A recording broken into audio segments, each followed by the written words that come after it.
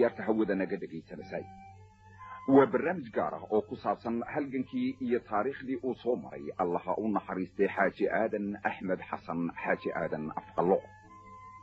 حاجي آدن أفقلو وحوها من إله نويني وغدق أوسي أمر دير إسيغو إلهي كسمة بحيي مددا دير أو نولا أما بأو جري سيمة ربضا إيا مسيبوين آن لسوكو بكري مددي ونولا الله ونحريستي حاجة آدن أفقلو وحاو كقيب قاتي هالجمدي لوغو جري حرنمات الضلال كصوماليا سودان فلسطين إيا كوكالي أو أي داوع إيا دباتوين آد أسر بضاني أي كسو قادين حاجة آدن أفقلو نحريستي جن إيباها كورابيا وحوها هليي نفتيسا إيا مالكيسي أخري حرية إيا مدحبناني ده أينو مانتا كنا لونينو waxaana uu geeriyooday Allah u naxariistay bishan Juulaay shanteedii sanadkan 1986 oo ahayd maalin sabti ah wuxuuna ku geeriyooday magaalada madaxda gobolkaasi Sanaag ee la yiraahdo Ceergaabo barnaamijkan gaarka ah Allah u naxariistay Xaaji Aadan Afqaloo aanu kaga warramano oo taxana waxa inoo soo diyaariyay Jalla Cabdilaahi Sheekh Xuseen hanti wadaag oo isagu isku taxalluujiyay inuu wax ka qoro xaajiga intii uu noolaa ee aanu iilka galin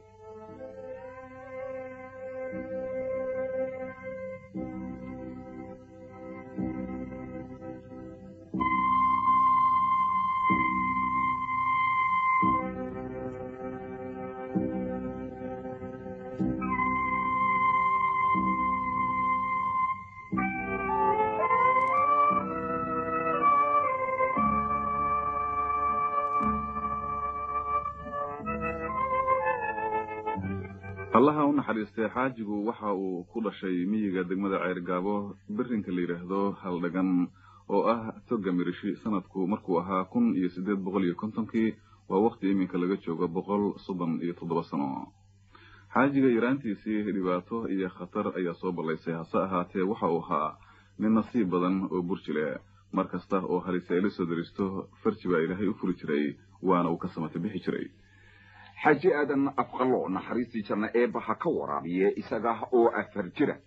أيا لباحيديسا وكلا دحبودي هو يدي إيا آبه حصيشي لباحي دور دقيقة ضد مركي أولا أردي إساق أو قول لديسا كسيتا أيو إنتاكين إدلاو دقي إساقتك إساقوان عنين لغبريها أيو هالكاسيين إلا أيا أريجي إساقو كسوفوتي قورتاسيه أو كددي قبردي أريجا مركاسي لجوتي أيا أركتي isagu oo dhiigii ka baxayay oo amoodii uu ku malaasay markaas inta ay ka fujisay dusha ay u ridatay gabadhii markii la baantay 3 bilood kadib ayaa xaajiga shir laga yaboobiyay waxaana loo geeyay cidiisii oo mar hore ka samirtay oo u qaadatay iyadoo una maleynaysay in libaaxii uu cunay sanadku markuu ahaa 1858 xaajiga oo 9 sano jira oo ari kula jooga xeebta Mayd ba hirarka baddu moolka u jiiteen markii intuu loox weyn oo uu xeebta ka helay inta fuulay badda uu kula dhexmaxay habeen ayuu ku hoyday badweynta dhexdeeda ilaa arooriyadii dambe 3 doonyood oo meesha mariyay ay heleen saddexdaasi doonyood waxa iska lahaa niman isugu jira danaakil carab u dhalatay wadankaasi Suuriya iyo Suudaaniyiin nimankaasi badmaaxiinta ah sanadkii 2 jeer ayay dalkan Soomaaliya iman jireen xilligaasina waxa ay marka ay tahay baahayd bad furanka iyagoo oo badda ka guran jiray ayaa leeydi sadaf luul iyo kalluun iyo waxyaabaha kale ee macaadiinta ay ka helaan 6 bilood ayaa nimankaasi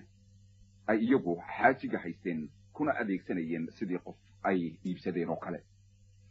markii dooniyihii ay soo bixsadeen muddadii ay badda Soomaaliya ka kaluumaysanayeen ay u dhamaatay bay yimaadeen xaajiga iyagoo wata tuulo la yiraahdo Waqdara oo u dhaxaysay Mayd iyo Laasqoray si ay halkaasi badeeco iyo raashin uga iibsadaan kadibna dalkoodii dib ay ugu noqdaan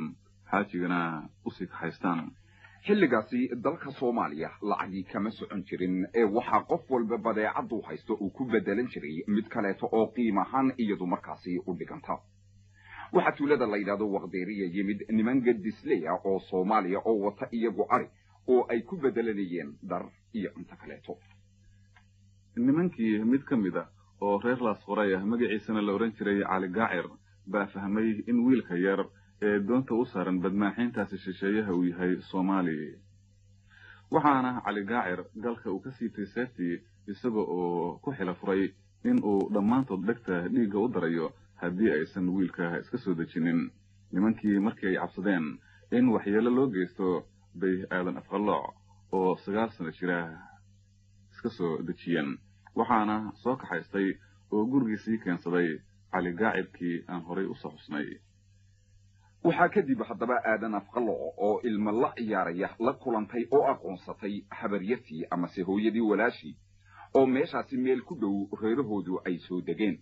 waana ay ku barooratay markii ay aragtay, waayo waa laga quustay xaajiga waxaana loo qaatay in baddu ay laqday.